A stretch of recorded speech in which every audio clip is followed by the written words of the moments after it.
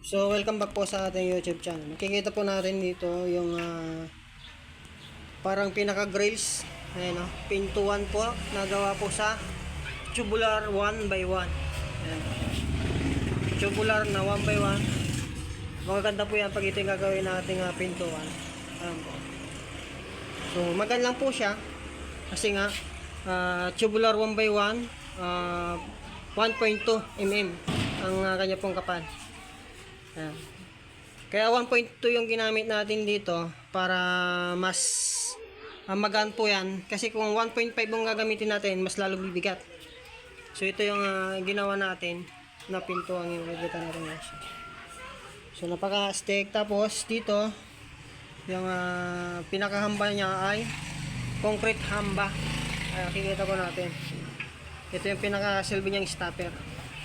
So ito yung concrete hamba na kikita natin. Ito guys.